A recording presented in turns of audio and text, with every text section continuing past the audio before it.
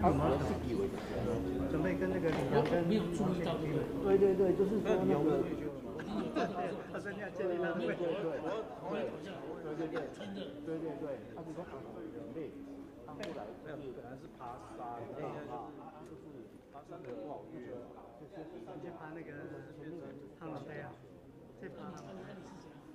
因为大坝就是我对中共的那个支持大坝先生，说那种这是很难爬是吗？那个那时间就跟你爬，你上去上下要爬多久？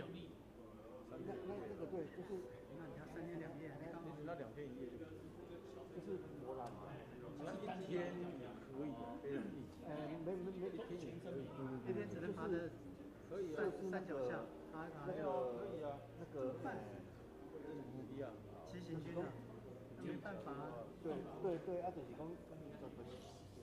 讲消皮啊。对9点20到那个对9点20说9点30到。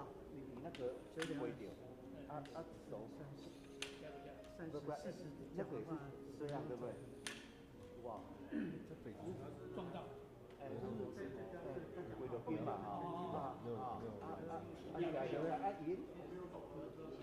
也是就是而且就是会误判，那就是说那个知道说那个症状是类似的，手脚对，啊，有是讲咱是讲啊，除了紧了，一礼拜休息下就好啊嘛，那常常这样嘛，他听到对吧？真的嘛，对。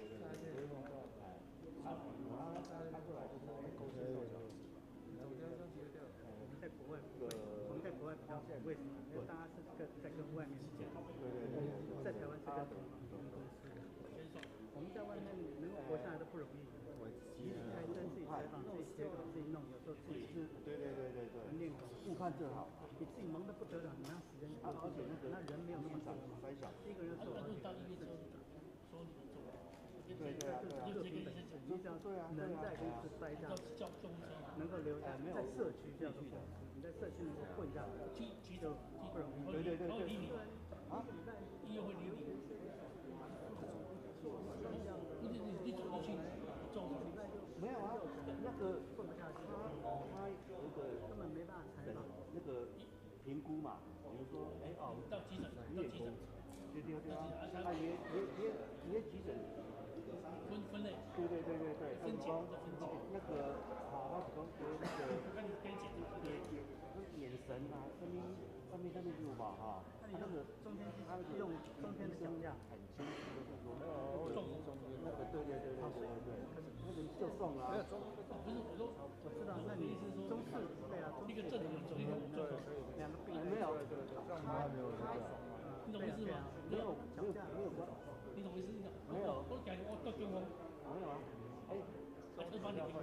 没有啊，他有时候比如说你脑中风、心中风什么的，这些你会在里面就是说那种血管的坏死者，可以啊，我可以换啊，可以换他了，最起码换他这个。对啊，把他下来不然就去不到要放这种比较明确，不伤身体。他那个就是说，而且你太重，你要稍微操一下。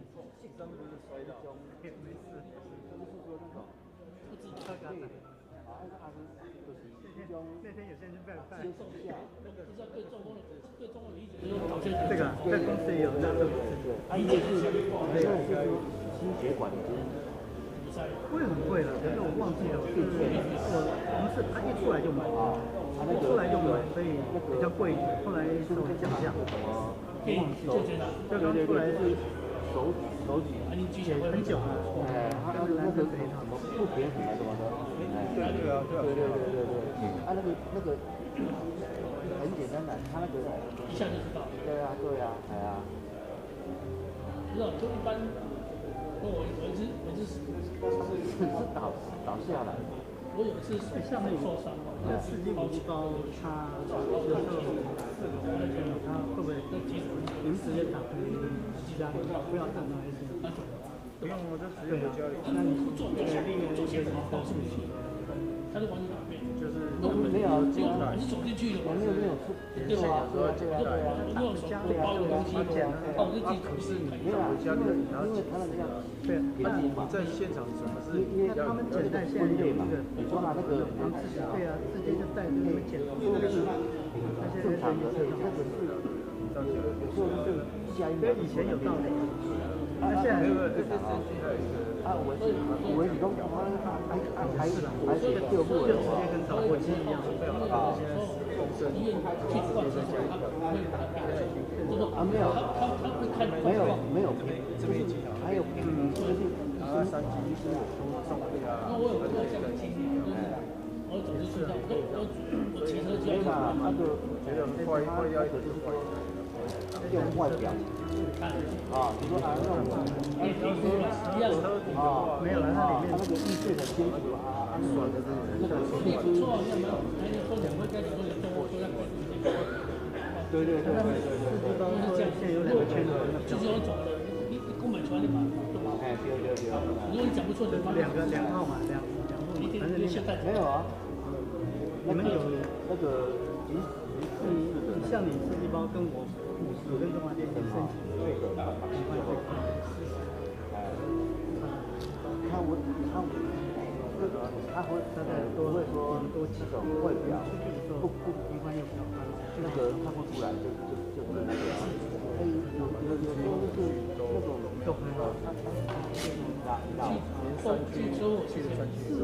老吧，然后啊。然后啊，他用脑那个用是吧？因为有人说那个教师的那个什么平衡感啊，刚刚聊到什么话题？后续时代，就是那个对，这个跟你讲说，他也是问，就是住院，那现在医生就聊了，就是有婚证，那个。没有啊，就是患者我不知道，就是吃药啊。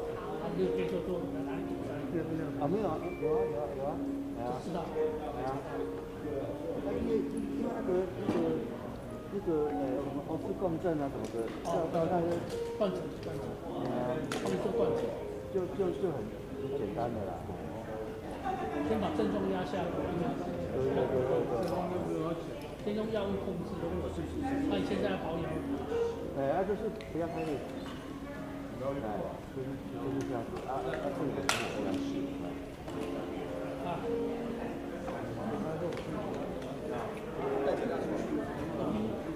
那个以前就是说，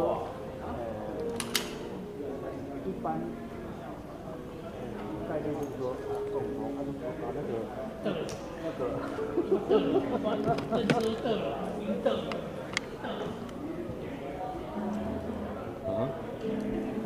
他们拍的，上次拍。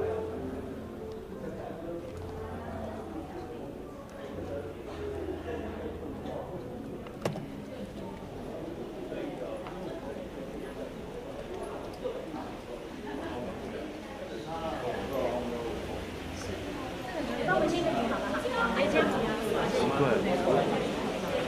好，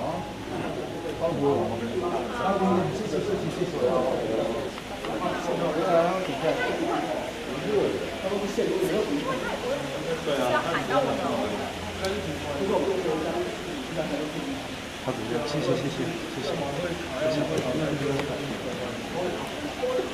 没有，我做错了。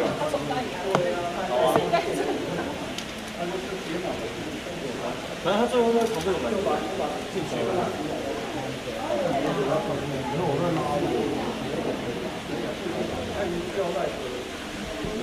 那一开始就是大包的。我说你们干嘛每次把司机包背的好像小儿麻痹一样，那线都超短。概念已经抓头了，妈被踩到我看看。没有，我说这个线，这一点，我不是说别人骑。那你以为每个人都看不了？哎呦，但你人身攻击哦！现在是在跟你探讨这个到底你这样是人身攻击。那你拿给他们背，其他人背，他们一定不刚好。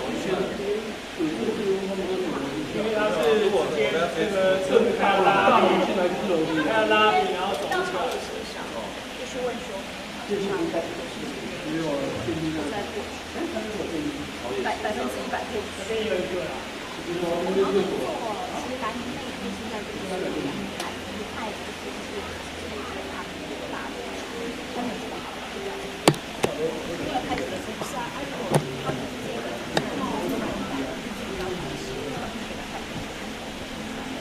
啊，例如嘛，他们今天要出来是什么？为什么这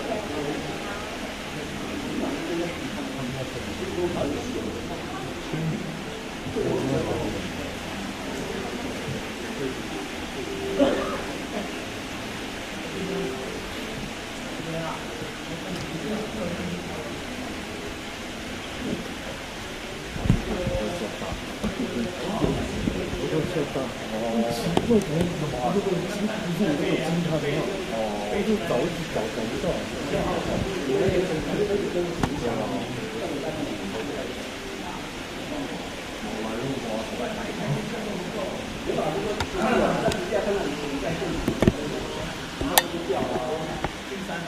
你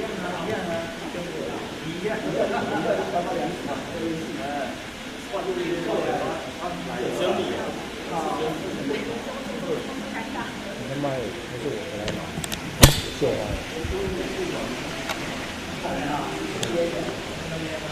我听不见，他很痛。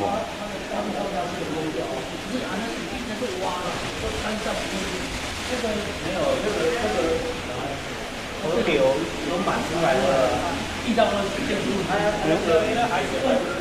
你要拿麦克风吗？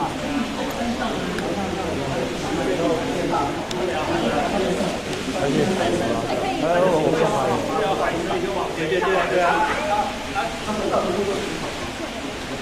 那个水就是说上马路嘛，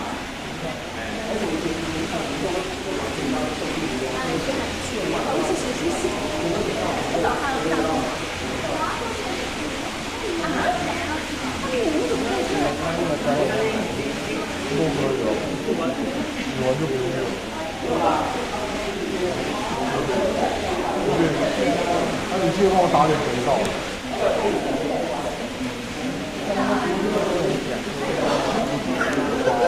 我跟你说才能发出来，还人家钱。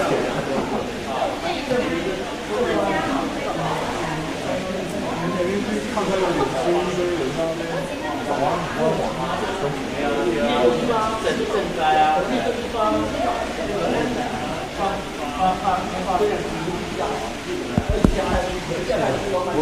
没有开吗？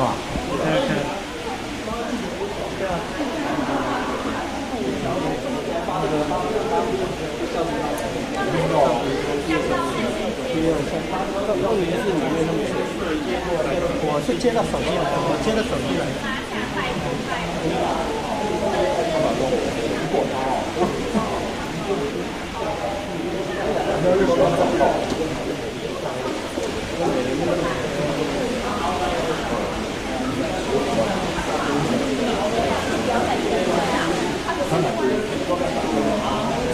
其实他在讲话，他就听就好了，然后他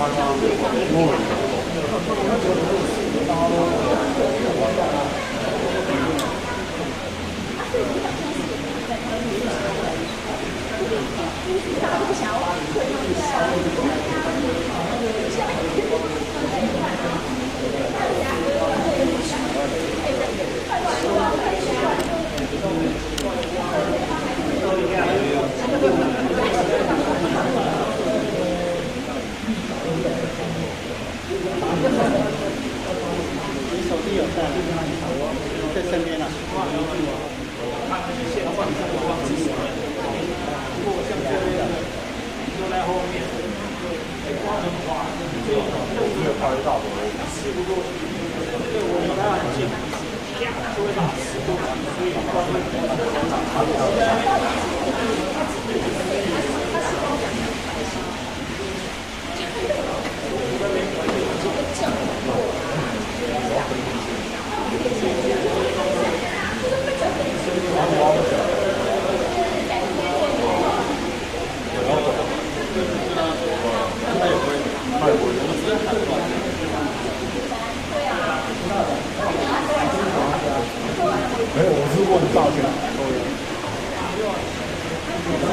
大不了等他包回去。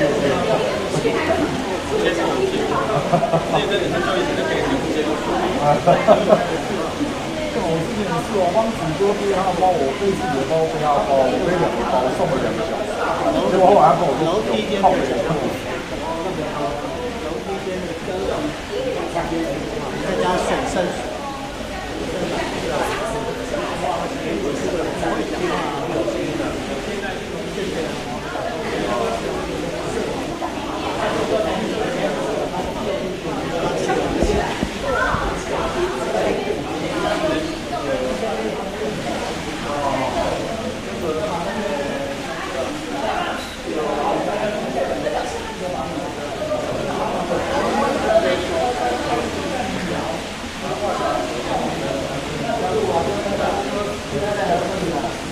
申请的话，就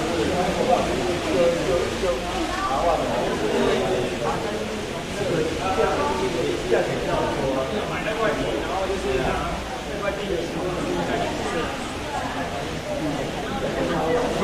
先报上去再说了。真的，都用电子卡进去，看750的时候，只要1块。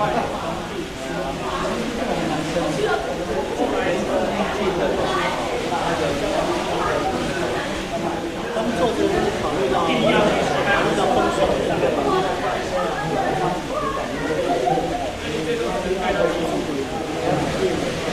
没有我把它放在手上，然后要圣经拿起来。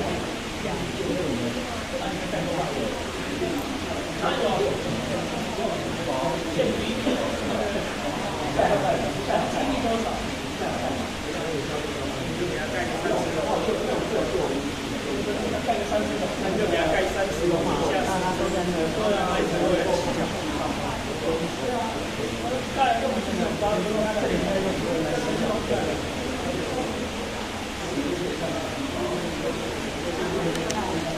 如果这样子的话，还是更高。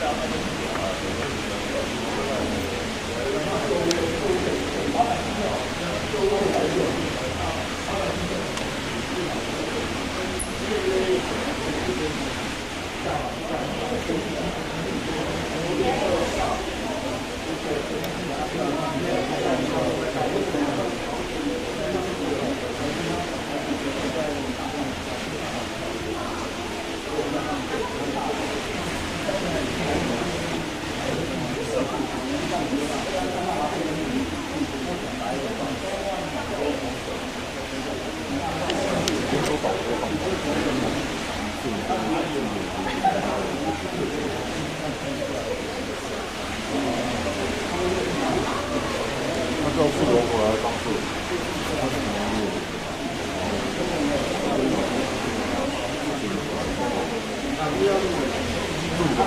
录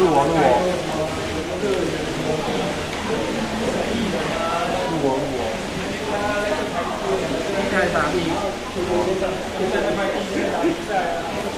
大哥，你那边是分工？这是你的特殊称号。撑个电。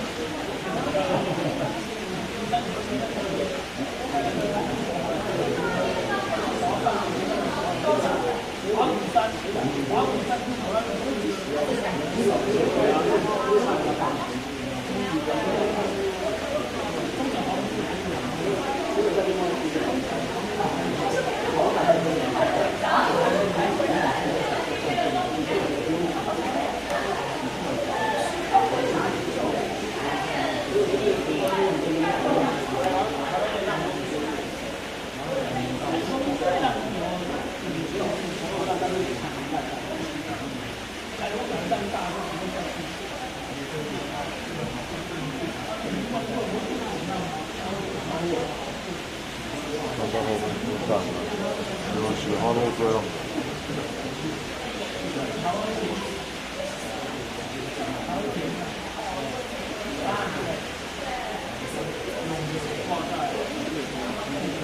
啊？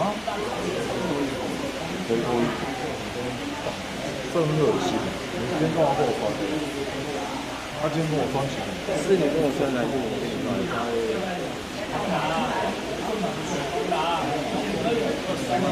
我先到公司了。里面那么菜，看你们会这样提前到。不是，我是说我今天早上先到公司出绝招。对啊，起码一句话打死人啊！你今天都在人身攻击。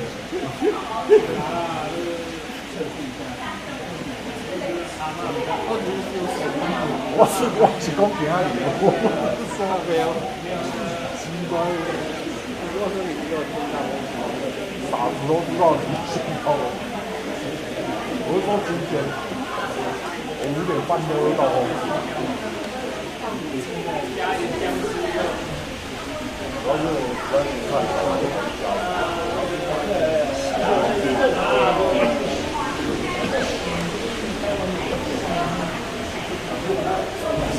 对啊，5点10分就换。对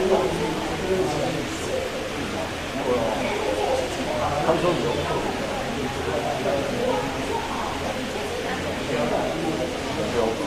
我还生气，5点20分我们就换到。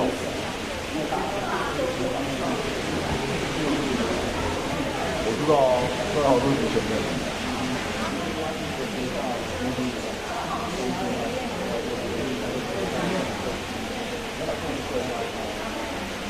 就是这一代是一样的。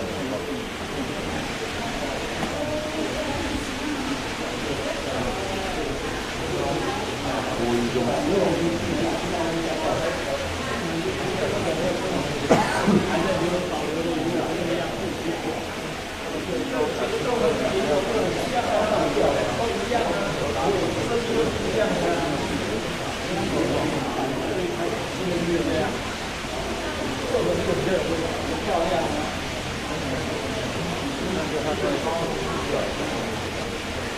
应该不会吧？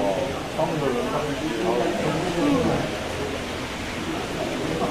多少人上去都是用空气。对啊，我不知道他这个到底有没有听到。对啊，还要这个是来自开手，我也不知道。没有啊，可是问题是技术完就开始了。对啊，这都没有。开始有问题了。对啊，下面该做的人蛮多话也就。可是他们还在楼上吃早餐，想要起来。然后过一来先进会议室休息，休息的人做到不完。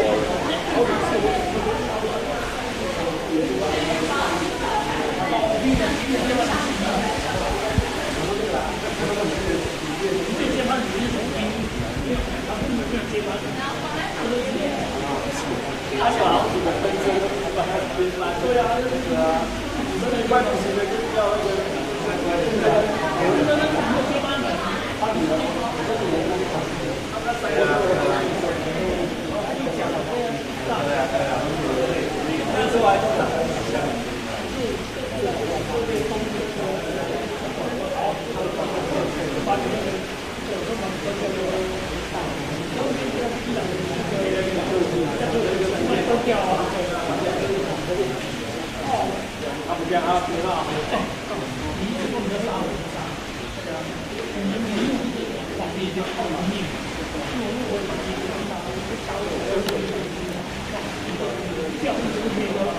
都没有人，一个教义哦，一变到你哦，还是手手。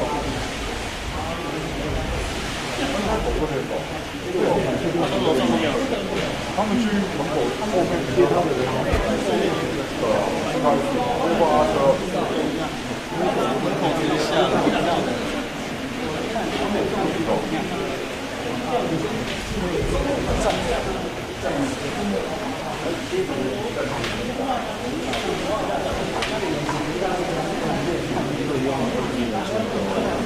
他好像没有签到，上面没有。对啊，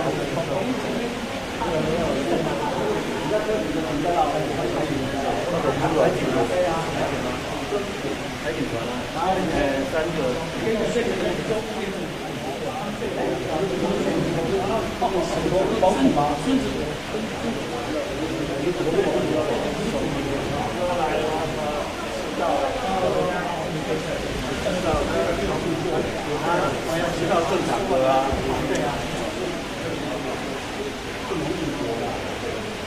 你还有大清啊，你看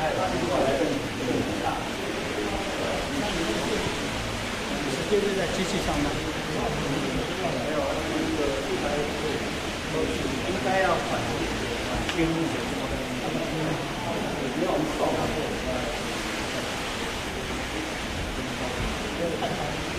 越讲越倒退，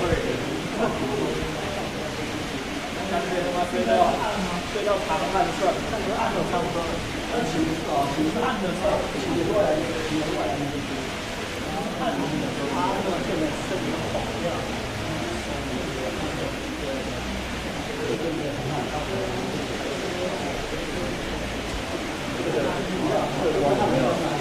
电子要很喜欢。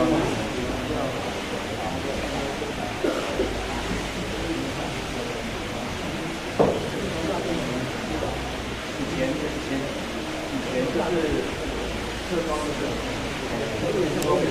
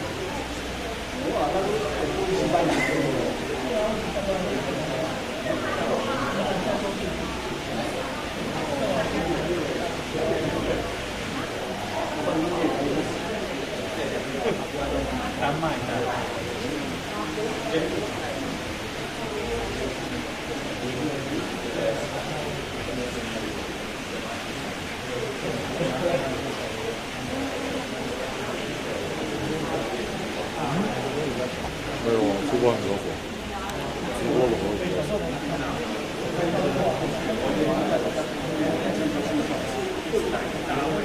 出关可以出来走，不会发达，除非一直坐在电脑前面。没差。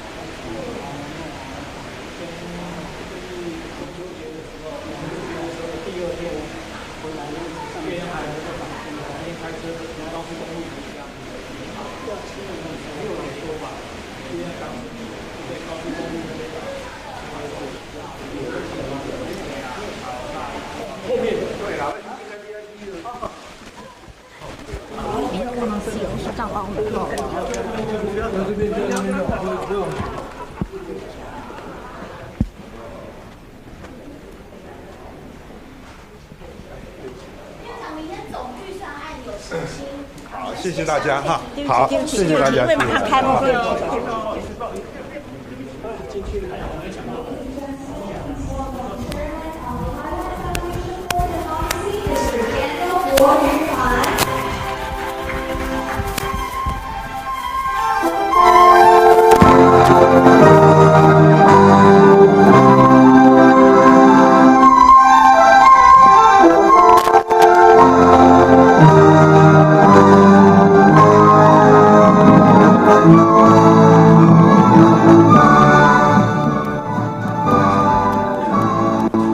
Good morning, ladies and gentlemen. Welcome to join us at 2024 East Asia Democracy Forum. I'm Angela Liu, your MC for today's event.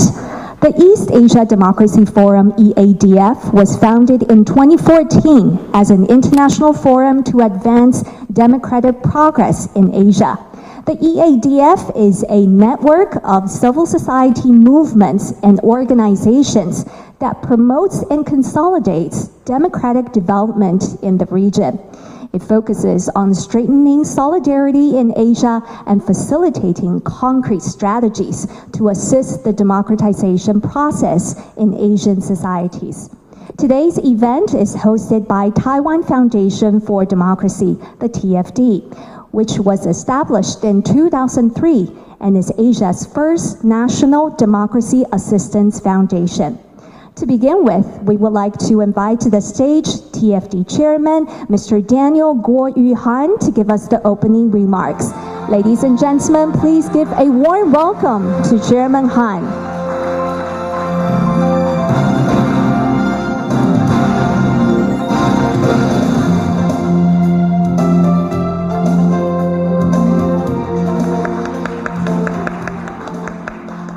Thank you.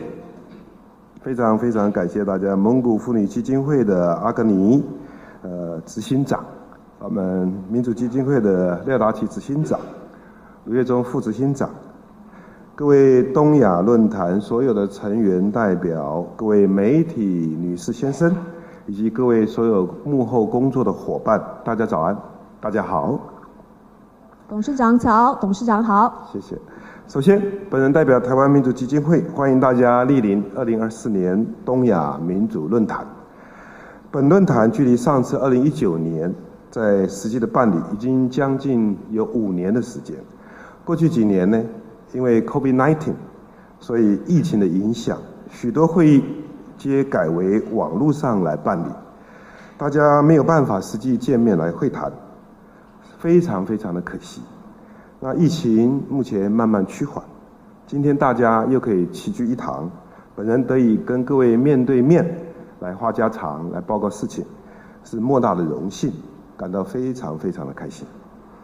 这几年来，东亚民主论坛一直扮演着积极关键的角色，来维护亚洲的公民社会网络，透过每年持续举办执委会、国际研讨会、工作坊等一系列的活动，推广亚洲的自由民主，让各国民主实务工作者能够拥有对话交流的机会，分享经验，以及培养公民社会的沟通平台。从2014年创立到现在将近10年，我们始终坚持这份民主的信念以及价值。过去几年来，东亚地区与全球各地区一样，民主的秩序及价值深受新冠疫情、境外势力及数位科技等干扰与影响。但是许多人民对民主依然抱持着不变的信念。各国公民社会拥有源源不绝的能量，所以我们可以一再度过各种难关。我们今天可以再次相聚，绝非偶然，也是各国包含台湾公民社会捍卫民主的结果。台湾的民主价值与成绩可以说有目共睹，全球各大专业智库皆给予台湾民主高度的评价。例如，我们举例来说，美国重要非营利智库自由之家 Freedom House 在2014年全球自由报告中，面向上获得了38分，公民自由方面则获得了56分，总共计94分，持续列为自由国家，在亚洲排名第2，仅次于日本。再者，瑞典哥德堡大学在多元民主中心 VDAM 发表的2024民主报告指出，台湾前一年2023年自由民主指数排名全世界第31名，在亚洲排名第2，仅次于日本。由于台湾的民主是如此的亮眼，自由民主价值已经深植在人们的心中，且社会具备高度的强韧度，因此在疫情期间，台湾人民坚守各种防疫的秩序，展现高度的媒体识读能力，让各种不同的不实在的疫情谣言不攻自破，且各个社会单位也各司其职，整个社会展现高度的社会韧性，为的就是为了守护家园，让我们能尽速脱离疫情的阴霾。今年的论坛主题为强化民主韧性，期盼民主在面临当今境外势力及新兴科技等新挑战之际，仍能够屹立不摇。透过办理论坛，致力于团结区域等民主伙伴，一同面对境外势力的胁迫挑战，讨论当今新兴科技的问题，脑力激荡，寻求解决的方针。我再一次身为民主基金会董事长，感谢大家莅临今天的东亚民主论坛的研讨会。大家在座都是首屈一指的专家学者，透过这次对话以及会议，一定能够迸出更多美丽的花朵，也一定会收获满满。除了向各位致谢之外，也向民主基金会所有的幕前幕后的工作伙伴们再次的致谢，大家辛苦了。也要谢谢各位媒体女士先生莅临。那再一次祝福论坛会议成功，也祝福所有在座的好朋友，大家身体健康，万事如意。非常感谢大家，谢谢。谢谢董事长，我们请董事长留步，接下来进行合影。We now invite the hosts, guests of honor to the stage for a group photo to remember today's event. Please welcome TFD President Dr. Liao Da-Qi, EADF Chair Ms. Agni Belginium, TFD Vice President Dr. Lu Yezhong, Mr. Gus Miklet from the Initiatives for International Dialogue, Dr. Undaria Tumersuk from the Mongolian Women's Fund, Dr. James Gomez from the Asia Center, Dr. Wang Yun from National Zhengzhi University, Mr. Sanjasuran Bayara from the Zurich Foundation, Mr. J. Michael Cole from the Global Taiwan Institute, Mr. Faisal Aziz from Bercy, Mr. Kim Chan-ho from Korea Democracy Foundation, Ms. Lulu Gung from Freedom House,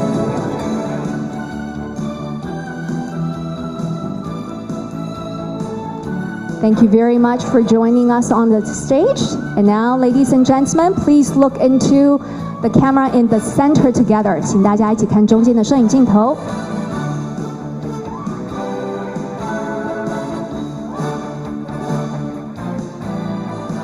Thank you very much. And then now please look into the cameras in the back, the media cameras in the back. Thank you.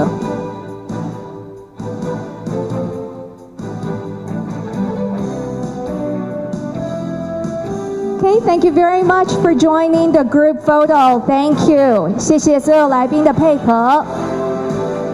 Ladies and gentlemen, Chairman Han has to leave due to other engagements. We thank Chairman Han for taking the time out of his schedule to join us in the opening today.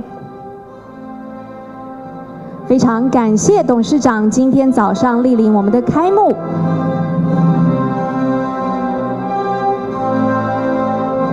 Let's give another warm round of applause to thank Chairman Han for joining us today. 我们再次以掌声谢谢董事长莅临今天东亚民主论坛的开幕。谢谢董事长 ，Thank you very much to Chairman Han. Once again, we would like to thank all the members, speakers, and moderators for your support to this forum, especially to those who have traveled all the way to Taiwan for this event. And now moving on to the first session, where we will be looking into how authoritarian regimes have adapted to undermine democratic institutions in Asia. Please welcome our moderator, Vice President of Taiwan Foundation for Democracy, Dr. Lu Yezhong. And also please welcome our two speakers to the stage, Mr. J. Michael Cole, Senior Non-Resident Fellow of Global Taiwan Institute, and Dr. Wang Yun, Associate Professor of Graduate Institute of East Asian Studies at National Zhengzhi University. Welcome.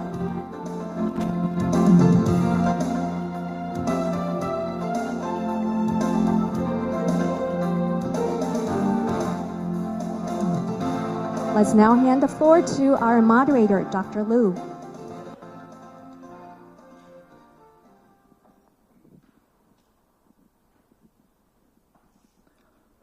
Good morning, distinguished guests, advocates for democracy, and friends from across East Asia and our board members.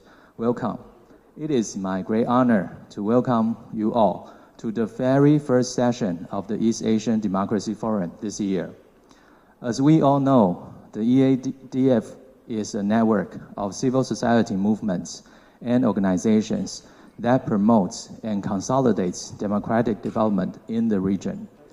The EADF was launched in September 2014 at its first full meeting in Taipei and was further institutionalized in January 2018 until today.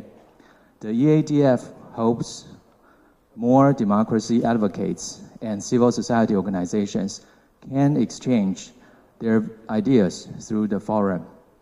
We gather here today at a pivotal moment in the history of our region. As East Asia continues to grow economically and socially, the demand for democratic governance and the protection of human rights has never been stronger. This forum serves as a vital platform for us to exchange ideas, share experiences, and strengthen our collective commitment to democracy and human rights. More importantly, we are facing challenges from the biggest kid in the neighborhood, and everybody here wants to know more about how to respond, one way or another, to the changing environment. So today we have two experts and also good friends of mine to share their observations with us. So to begin with, our expert sitting next to me is Michael Ko, a very good friend of mine.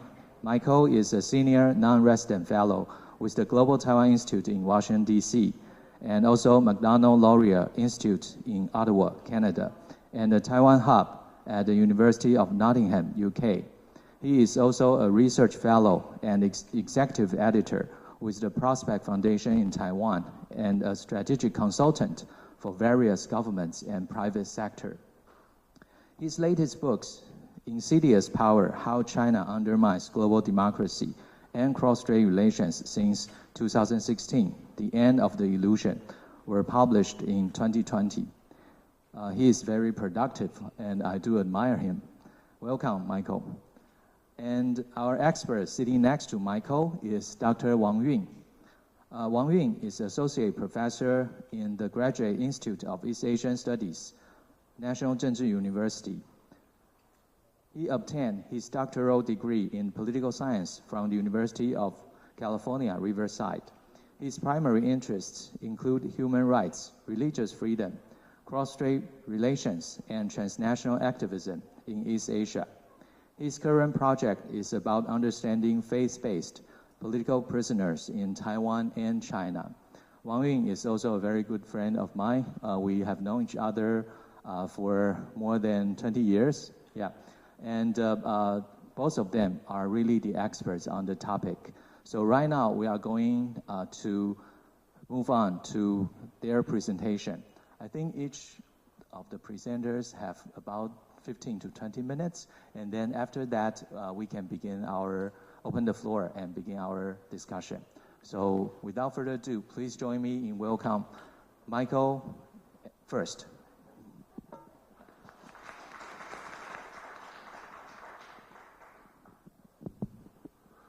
Thank you, Vice President Liu, Dr. Liu. Good morning, ladies and gentlemen. It's always an honor, a pleasure to be here and have occasion to share some of my views.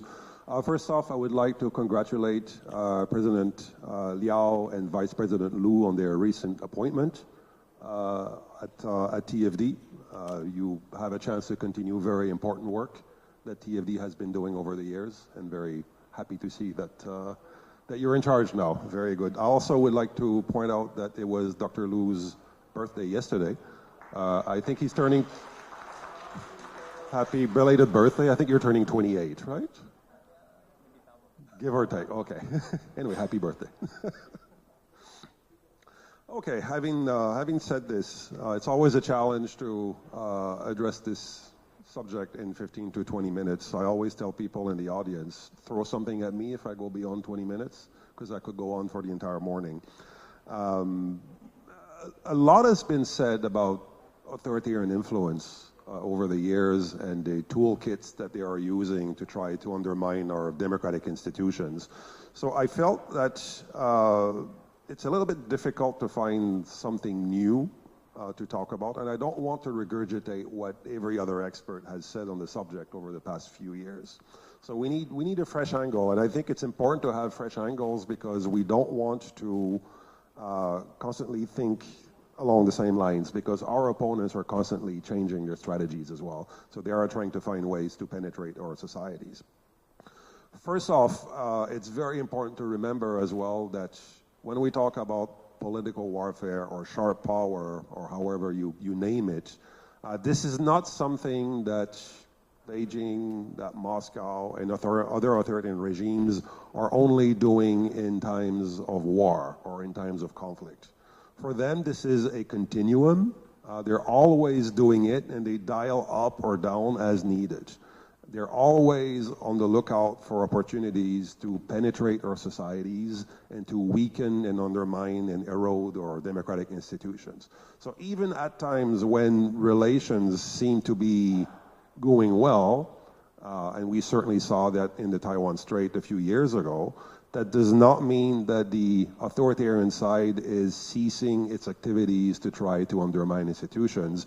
Quite the opposite. It uses that peacetime, if you will, to install elements and tools on the ground so that when tensions arise again, they have the means by which to further their political ambitions. So it's very important to realize that this is a spectrum. They're always their mindset. We're always in wartime.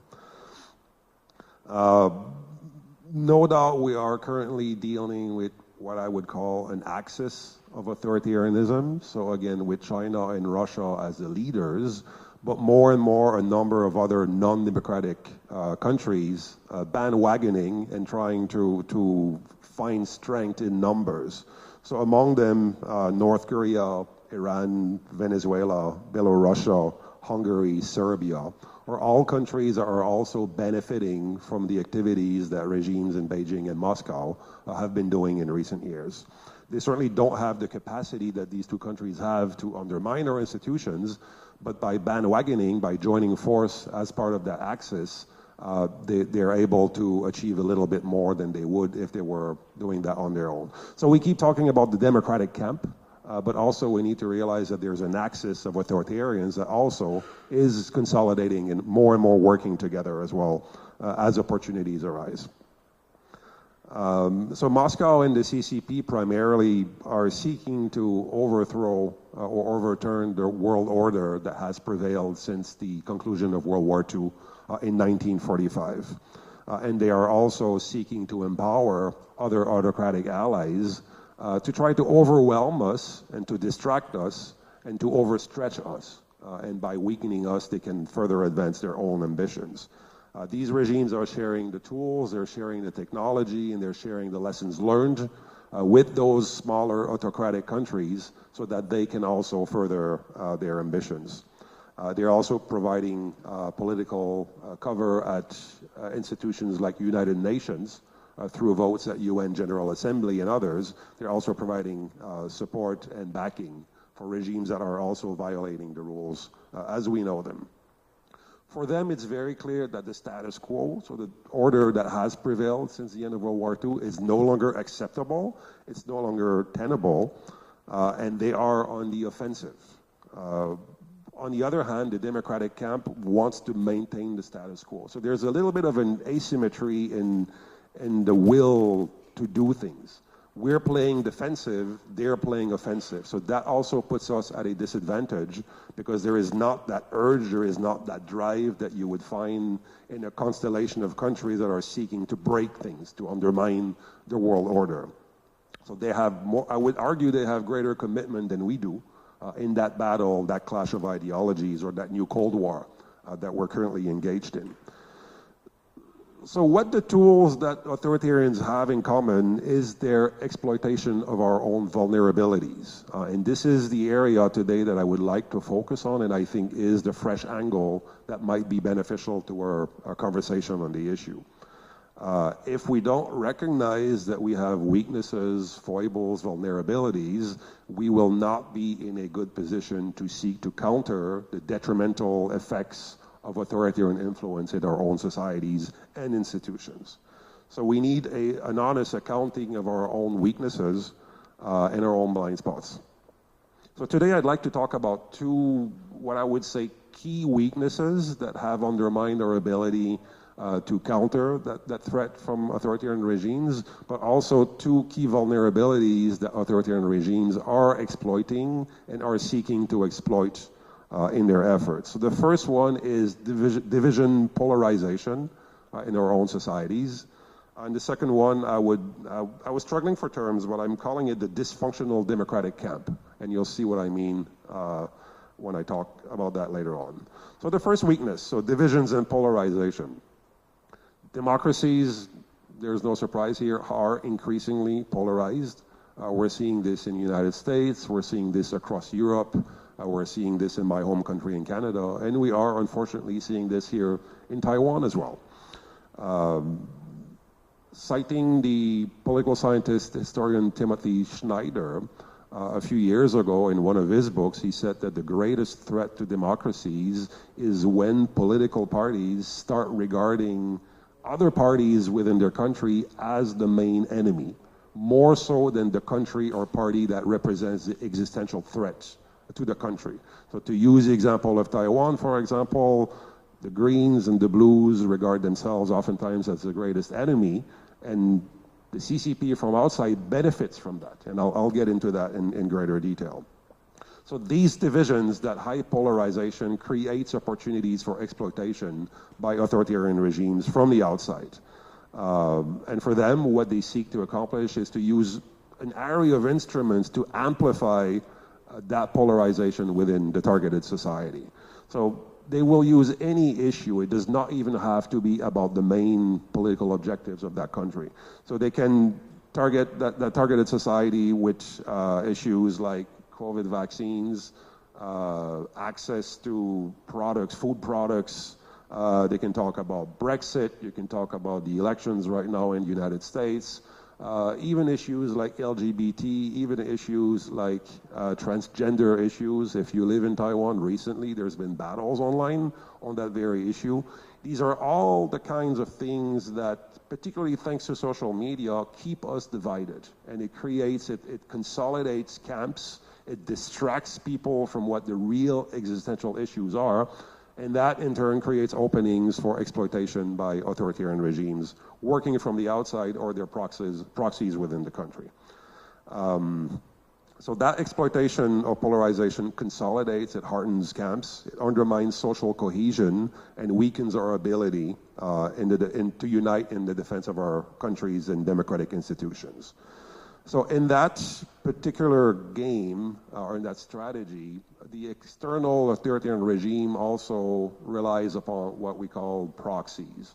So those are co-opted individuals, institutions, whose main role it is to amplify, to assist the external activities of the authoritarian regime.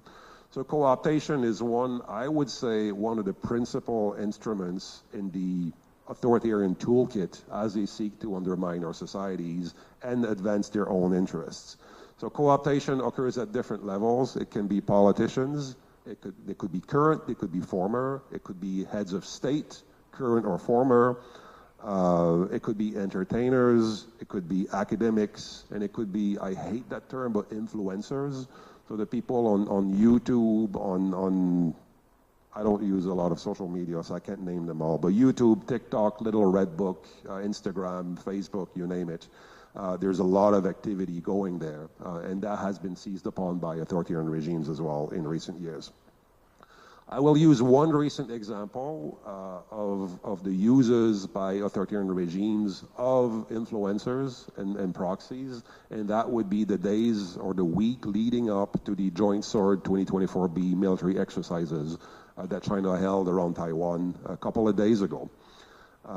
What we saw is from politicians, current and former, and artists who work in China, creating or shaping the informational environment in a way that suggested that China had no choice but to respond to a provocation from Taiwan.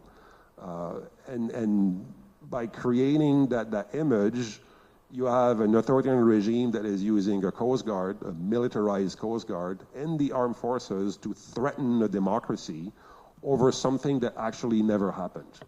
You had a number of voices saying that President Lai Ching-te had somehow failed to reach out in response to an olive branch that had been extended by Beijing ahead of the Double 10 national holiday.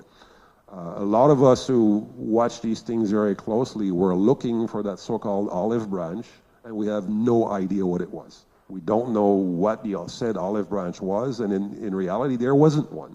And yet, you had a constellation of influencers on social media who tried to create the impression that it was Taiwan that provoked those military drills. So these are one things. If you're not based in Taiwan, you're not paying attention, and you live overseas and only pay passing attention to what's going on in the Taiwan Strait, chances are you're going to conclude, yes, Taiwan must be to blame. It's probably President Lai who's to blame for China that had no choice but to respond militarily to some sort of provocation. So this is one area where I think influencers can really shape the discourse, the environment, in favor of authoritarian designs. But you also have proxies that do not generate disinformation or misinformation or narratives, but simply are amplifying divisions that already exist within societies. So not every person who says things about the DPP government is necessarily a China proxy. In reality, most of them probably are not, and most opposition parties are not China proxies.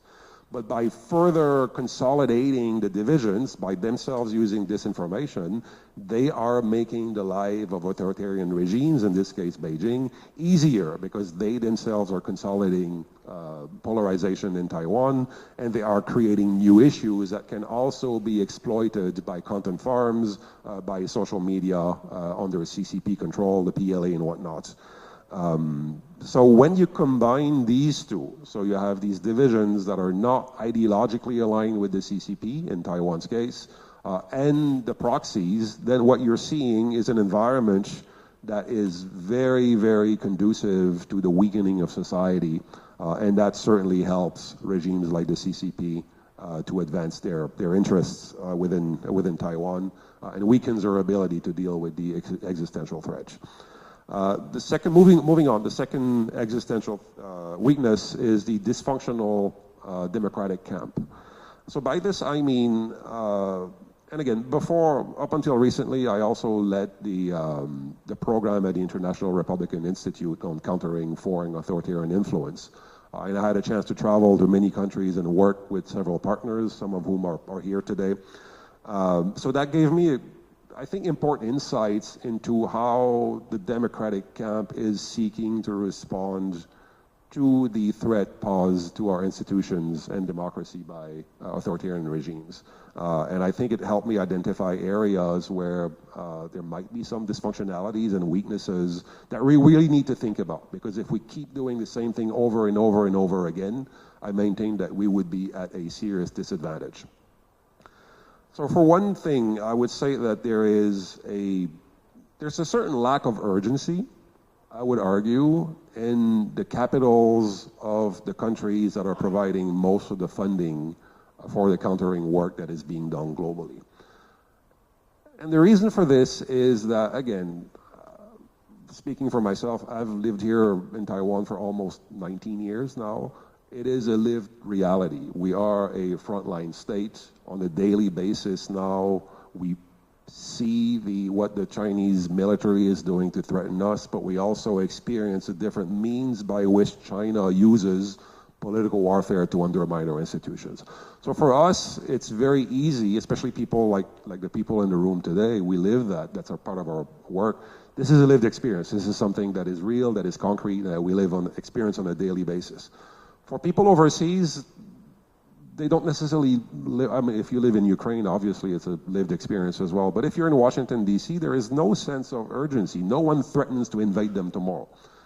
So I think already in terms of mindset, that creates certain problems.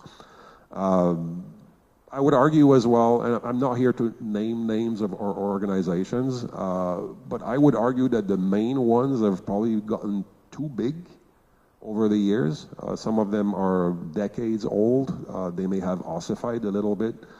From my experience, some of them are quasi-governmental now, and with that comes a lot of red tape and all sorts of levels of approval that need to be done and things that need to be checked and cross-checked and evaluated and blah, blah, blah, before you can actually release the money so that you can take the kind of action that is necessary to deal with the issues. That slows everything down. It probably also discourages some people on the front lines who would like to be a little bit more, to be more proactive. And I think, again, that puts us at a disadvantage because it creates an asymmetry. Because I doubt that if you work in United Front Work Department in China or the equivalent in Russia, and you want to start doing operations in a targeted country, that you have to go through all these levels of approval before you can get the funding to do what you're supposed to be doing in that country. That goes back to my original point. There is an asymmetry of commitment and sense of urgency between the democratic camp and the autocratic regimes that we are fighting. I've seen a lot of overlap as well. It's become a cool thing now to work on authoritarian influence. There's been an explosion of organizations in recent years whose main mandate is to work on those areas, but the amount of funding available for these things remains limited. So now, rather than having 15 organizations doing that, you have 200 organizations doing that, all vying for the same pot of money. And what we're seeing as well is that Organization X, Organization Y, or Organization Z, they're all pretty much doing the same thing. There's a lot of overlap, and I've noticed a lack of strategic thinking and coordination that would allow us to really, get the most bang for the buck when it comes to these operations as well. So there's a lot of competition for money, but competition for access. For doing things, and oftentimes when they do things in different countries, the partners are the same as well. So I think more coordination would be useful in that regard as well. There's a lack of prioritization in that whole exercise and that whole endeavor as well. I would argue that given that we have finite, limited resources, we should really focus our interests on areas, parts of the world, countries where we can actually make a difference in countering authoritarian influence. I have absolutely nothing against Africa or the global south, absolutely not, but I think there are areas where the battle is not worth it. If we had all the money in the world, we could focus on those areas, but especially Africa, and it's of our own doing as well. The West, for so many years, abused and ignored the African continent, but then countries like China, particularly, seized that opportunity. They brought tons of money in infrastructure investment and whatnot. We're too late. We're too late, and we don't have the capacity to do everything. So rather than to spread out all that money and capacity, we should really focus on areas of the world where we can make a difference and start there and then see, the kind of outcomes that we're getting and build upon that. So I will probably end here because it feels like I've already reached my 20 minutes, but certainly happy to discuss more means by which we can resolve those challenges as well during the Q&A. So thank you. Oh, thank you, Michael, for your very insightful and very informative analysis. Thank you very much. And now let's turn the table to Dr. Wang. Dr. Wang, please.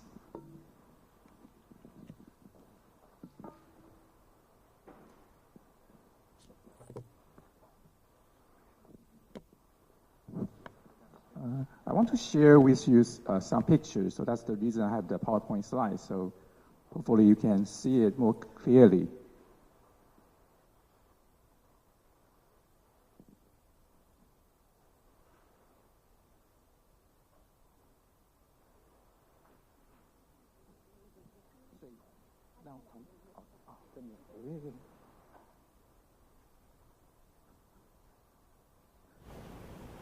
Okay, so people know me as a guy studying religion. So, some people are expecting me to talk about Mazu, talk about Catholicism, talk about the Christianity in China, talk about the religious repression.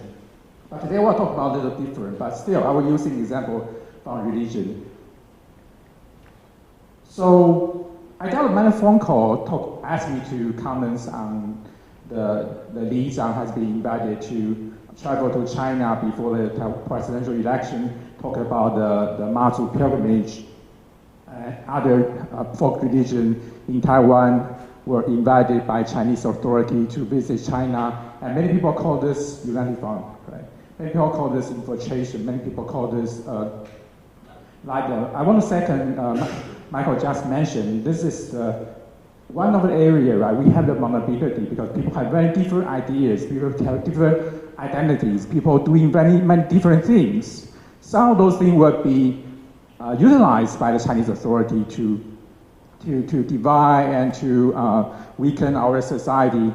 So that definitely is an issue. So today we're talking about the part of the solution, talk about my idea about solution. And I want to break it in advance, say, well, my solution is more focusing on the civil society. And I'm very happy to know that we have the Mongolia Women Funds people, and we have the Freedom House people. I just visited Mongolia in June, and also the Freedom House just last month. So I believe civil society is the solution because we have such a diverse group of people. We have very different values, we have very different ideology, we have very different identity. But that's a good thing. Well, I will talk about why that's a good thing later, but just bear with me. So also bear with me, I have to talk a little bit about the literature because I think most of the current solution we have are in the literature, right? We have basically three groups. So the 在地协力者, right? The local collaborators or the influencers, right? Just the Michael just mentioned, the people or the proxies, right? People getting money, getting some benefit from the Chinese authorities, so they become the danger to our total democratic society. And the second group will be talking about the sharp power, right? So we have many writers, we have many scholars talking about how China used the civil society organization, like the Institute of the Kongzi 学院, the Confucius Institute, as a mean to infiltrate the democratic society. And that lately I have my work with Gary, we talk about the Great United Front work, the 大统战. I talk about especially the religion become the channel for infiltrate the democratic society. And also lately we have many other incidents, right, from Ukraine war, from the Xinjiang, from Hong Kong to Taiwan. We talk about the information and disinformation, right, used by the authority, also the cyber attacks, the great propaganda, the 大外宣, right? All those incidents, those cases, all remind us that, right, we are facing the real challenge and also the danger, not just from across the street, but also inside our own society. But before we talk about solution, or my idea about solution, I talk about two very interesting pictures. You can see just last year. So last year, one of the very famous Taiwanese Buddhist master, Xing Yun, passed away. And the night he passed away, there's a blog post by Ye Xiaowen in China. And if you know about religion, you know Ye Xiaowen is like he used to be the president of the SARA and also the deputy director of the 统战部, the 中央统战部. So you know he is the top person in charge of all those religious policy as well as those religious persecutions. So, but this guy, right, from the atheist Chinese Communist Party, in charge of religious policy, playing cello. So that's the picture he posts online.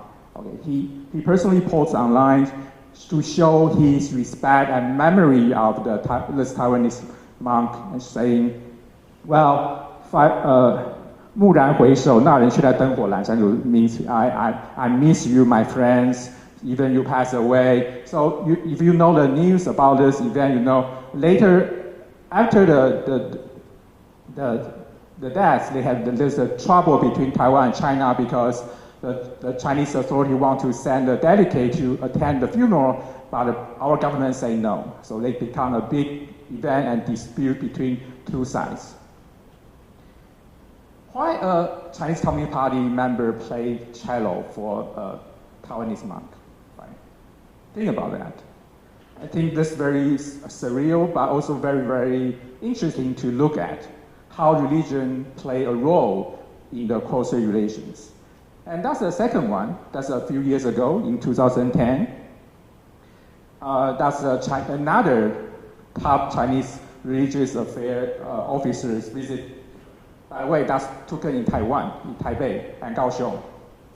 So Wang Zuo'an, the director of the SARA, visit Taipei and meet with two very important figures of the Taiwanese Catholic Church, Hong Shan-chuan and Shang Guoxi. So that's also very severe pictures. If you know about the Vatican-Taiwan relations, you know the breaking of the diplomatic tie is on the table, and for many years, and people talk about the timing. So I got a phone call actually from a journalist asking me about, well, were we losing Vatican this year or not? Those kind of questions. So that's also very severe because we thought, right, the Taiwanese Catholic Church would be thinking, well, this is our potential enemy because they are going to breaking our tie with the Roman Catholic Church to the Pope, right? We are going to losing those traditional, not only the diplomatic tie, but also the tie with the. So by the way, Vatican is our last, right? The last formal diplomatic allies in Europe. So why the Taiwanese Catholic leaders visit, well, taking this picture with the Chinese Religious Affairs Authority, and also from the website, they actually saying this very interesting conclusion. He say, well, the Director Wang praised the clergy from Taiwan for frequently travel to the mainland to teach and contribute to the training of mainland clergy. Both sides reached a preliminary consensus with the Taiwanese side expressing a welcome and willingness to assist mainland clergy in coming to Taiwan for further study and training. Very interesting, right? So is this a good thing or bad thing? Like the previous one, the Taiwanese Buddhist connection with the Chinese authority. Is it a good thing or bad thing? So I think before we have that conclusion, let me talk about the misunderstanding and the deficiency I see in our leadership, in our current solutions, right? When we talk about the local collaborators, can we say Master Xing Yun or the Cardinal Shang Guoxi are collaborators? Can we say they are the proxies of the Chinese authority? Probably not, right? So they are from a very powerful Taiwanese religious organization. Let me just be very, very straightforward. They are wealthy. They are very powerful. They are very autonomous, right? They not even listen to our own presidents. So why they will listen to the Chinese authority, right? So I think the local collaborators' thesis is not very sufficient to explain their behavior. Talking about sharp powers. So neither Buddhism or the Catholicism is sharp enough, I also have to say, right? Even they are very autonomous. They listen to no one. But they still not sharp enough to promote any political threat or damages to our democracy, right? People usually, especially if you look into literature, we see they are the very good foundation for our democracy. The great propaganda or the cognitive warfare. So before let's talk, let me ask you, have you, any one of you heard about those two news? Have you saw those pictures before? Right? So, well, I guess Chinese authority has promoting those events, those news, those collaboration frequently. But apparently they never reach us, right? So nobody knows. We don't know. I guess the Chinese people also don't know about those collaboration and ties and friendships. So if nobody knows about those, we hardly can say they are the great propaganda, right? So what's going on? Do we really understand what the CCP is doing in the civil exchanges and engagement? Do we really know? So what do we need to know about those engagements, right? So I wrote a paper with my student about Mazu pilgrimage. We find out that there is a thing, we shouldn't say this is like the two sides are competing for some kind of political agenda, right? It's more like the continuing process. So they do something, we have the responses, and they do it next, and we do another. So not only about information, that's the point, right? This is not only about information and agency, right? About the person, the masters, the cardinals. We're talking about the whole process, including everyone, right? In Taiwan, in China, in the United States, in Canada, everywhere. So it's about the friends and foes. It's about the Chinese goals is to making a Chinese team, right? Making more and more people to supporting their agenda. Or at least, right, not against their agenda.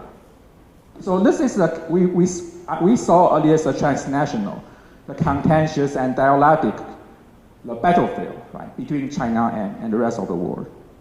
And also we call this is a delegitimation process. So they are not trying to win the election, right? They're not trying to making, well, let me be really straightforward, like making韩国瑜become the president. Not like that, right? Because they know Taiwanese people will decide who will be the president in Taiwan.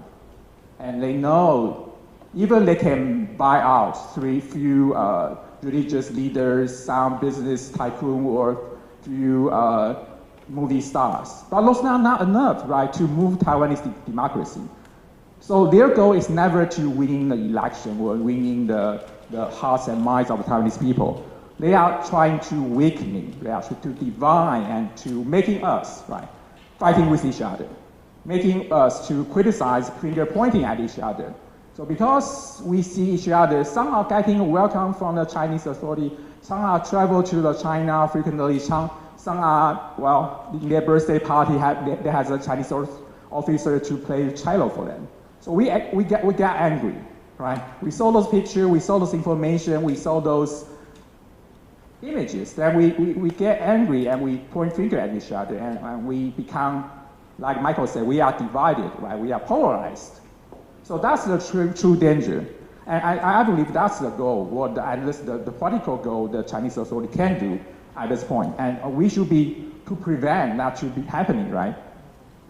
So it's not about who the CCP is talking to. It's all about whom it is not talking to.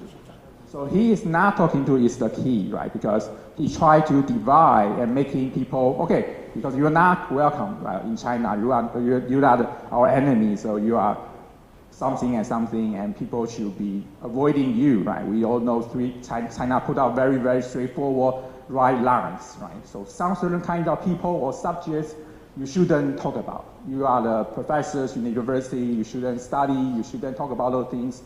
You shouldn't invite the Dalai Lama to your university, so on and so forth, right? We know those right lines. So that's kind of the Chinese thinking, right? They are trying to stop us from making friends to each other. So only friend you can make is to China. So what do we need to understand in CCP's tactics and strategy? Let me back to the topic of this panel, right? So I promote this hybrid inference analytical framework, so 混合式的影响力分析. So because we are not focusing on information or agency alone, right? The people or individual or even they are the very influential figures. If we only look out at them, that's totally not enough because their attitude, their behavior are just a very small part of the great propaganda or the great uniform work. Very small part. Like Zhang Guoxi's shaking hands with Wang Zuo'an. Zhang Guoxi definitely is not the tool of the Chinese uniform work. But that picture become part of the Chinese uniform work, for sure, right? So some people are getting a message that, okay, if I'm doing certain things, if I behave, or not doing certain things, I will get in the same welcoming wagon. Right? So I can do those things in China, or at least not be banned by the Chinese authorities. So that's the message, right? We want to stop that kind of message to become influential, right? So that's the paper I published with Michael's organization, Prospect Quarterly, last year. So my view is the danger is this battlefield, right? Including three major parts, right? Our three major part of literatures. Uniform work, the sharp powers, and cognitive warfare. So basically, we talk about the NGOs, the civil society organization, and also the NGO from China, the GAMGOs, government organized organizations, plus the information engagement and warfare on the cyberspace, right? NGO, gangos, and disinformation all combined become a battlefield we are fighting right now. So yes, the CCP wants us to make the mistake of cracking down on religious freedom, free speech, and other basic human rights in Taiwan. So that is a mistake we have to avoid. We have to insist. That's the basic value we have to insist. Okay, so that's the thing I want to share with you today. Hopefully I give you enough information, because I can, like Michael said, we can keep talking for the whole morning, because that's our passion and study for many years. So again, thank you.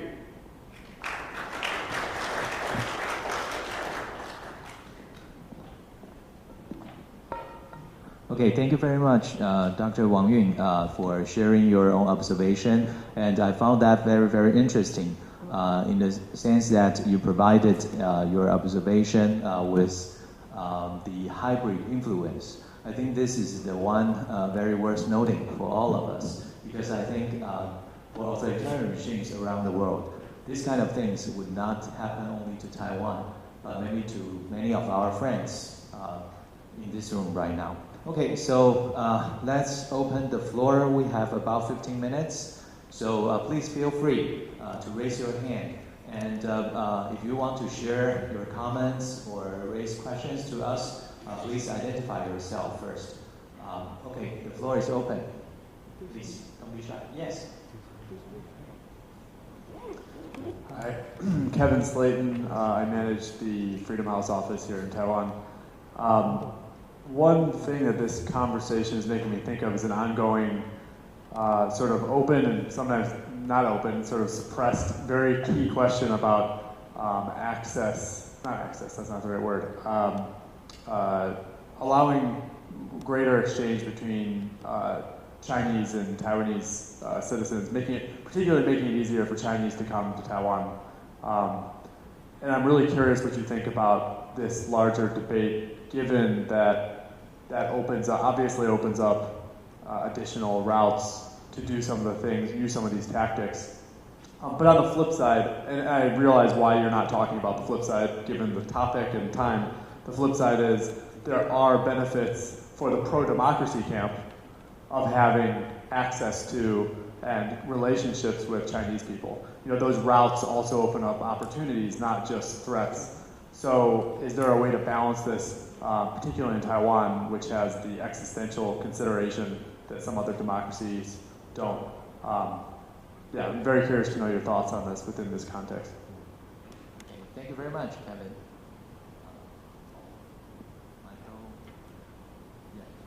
I have to be brief. Well, as a former intelligence officer, obviously I recognize the challenges of opening your doors to people coming from a country that seeks to undermine your existence. The problem right now is that the environment in China has become so repressive under Xi Jinping that there's two things. If the Chinese regime allows certain Chinese individuals to come to Taiwan, there's probably a reason for that. So they're either receiving guidance from the CCP or they're going to be monitored and surveilled against. The other problem as well is if they come to Taiwan and they interact with organizations like TFD or the Taiwanese government and whatnot, chances are those Chinese individuals going back to China, they and their families are going to get into trouble with the CCP. So we don't have the kind of permissive environment in China right now that allows that. I completely understand and agree with your point that the Chinese side, and I would argue the Taiwanese side, would benefit from having greater exchanges. But unless you can do that in a safe environment that on the one hand you're not creating additional risks to Taiwanese society, and that the Chinese partners can do that safely, it's going to be very, very difficult to achieve. But certainly, you know, Taiwan is such an extraordinarily vibrant place. It's hard to imagine that people would come from China and not be impressed with that and not want that for themselves as well. but we just need to find the proper environment in which those types of exchanges can occur, and I don't believe that's possible right now under Xi Jinping. Thank you, Michael. That's a good and very hard question. I guess my short answer to that will be